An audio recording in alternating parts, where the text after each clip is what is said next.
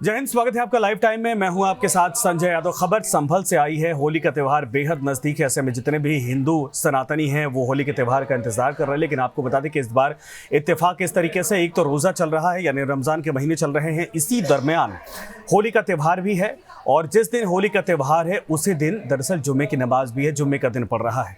और संभल में जो तनावपूर्ण माहौल पिछले दिनों देखा गया था, 3 महीने पहले देखा गया था, उन हालातों से एक बार फिर से वहां के लोग रूबरू ना हो, इसीलिए पुलिस की तरफ से पीस कमेटी का आयोजन किया गया। पीस कमेटी की मीटिंग बुलाई गई थी और इस मीटिंग में चर्चा के दौरान जो बातें सामने आई, उसके बाद सीईओ अनुज चौधरी की तरफ से कहा गया है कि होली पर रंग से ऐतराज हो तो घर से बिल्कुल ना निकले।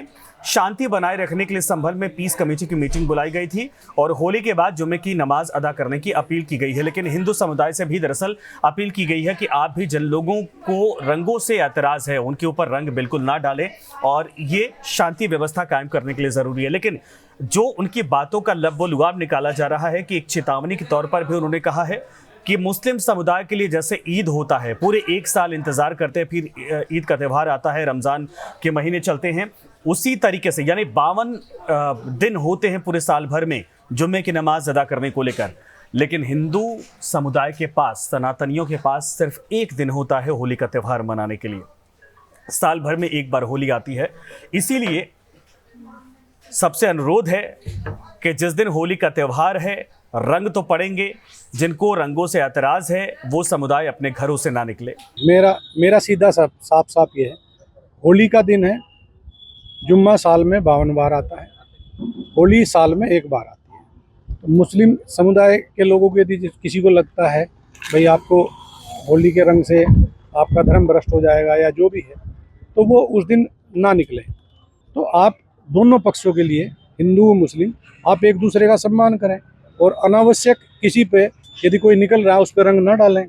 52 दिन जुम्मे की नमाज को मेंशन करना अपनी बातों में साफ तौर पर दिखाता है कि मुस्लिम समुदाय को लेकर यह मैसेज था पुलिस की तरफ से, खास करके सीईओ अनुज चौधरी की तरफ से, कि 52 जुम्मे की नमाज आपके पास होते हैं और जिस दिन होली है उस दिन में जुम्मे का ही दिन है। ऐसे में आप शांति व्यवस्था अगर वाकई में कायम करना चाहते हैं तो आप घरों से मत निकलिएगा। और अगर आप निकलते हैं तो इस बात का ख्याल आप बिल्कुल रखें कि अगर रंग पड़ता है तो आपको दिक्कत नहीं होनी चाहिए।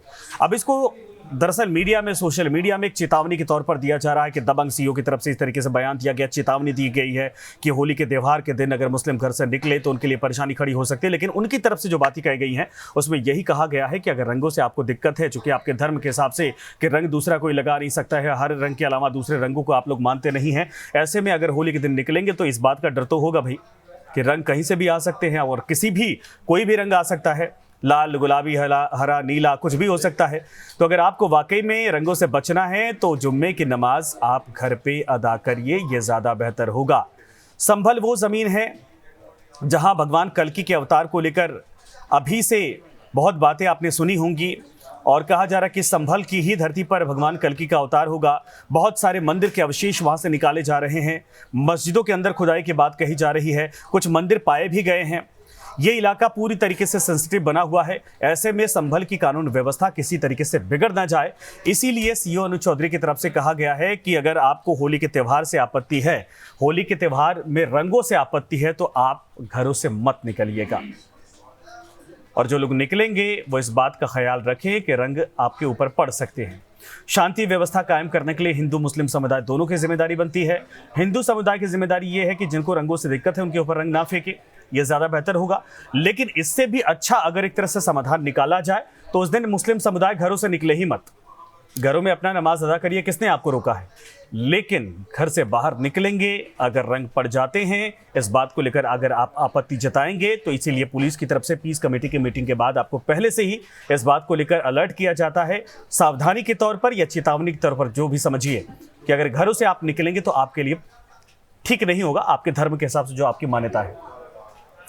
लेकिन पुलिस की तरफ से दरअसल ये मीटिंग बुलाई गई क्योंकि पिछले दिनों आपने देखा था कि तनावपूर्ण माहौल होने के बाद लगातार बयान सामने आ रहे थे। पुलिस ने वहां पर एक उस इलाके में जहां मस्जिद है, जामा मस्जिद है, उस पूरे इलाके में एक अपनी चौकी भी बनाई है और चौकी के बनने के बाद भी कई सवाल खड़े किए गए थे कि जानबूझकर यहाँ पर चौकी का निर्माण किया जा रहा है ताकि निगरानी की जा सके और लोगों को रोका जा सके। ये धार्मिक स्थल है, यहाँ पर लोग आते हैं नमाज अदा करने, उनको व्यवधान पैदा किया जाएगा। लेकिन पुलिस की अपनी जिम्मेदारियां बनती हैं कि पुलिस शांति माहौल को बनाकर रखे पूरे जिले के अंदर, और इसीलिए वहां पर चौकी की स्थापना की गई थी, चौकी का निर्माण किया गया। और इन सब के बाद पुलिस की बड़ी चुनौती यह है कि यहां पर फिर एक बार फिर से तनावपूर्ण माहौल ना हो सके।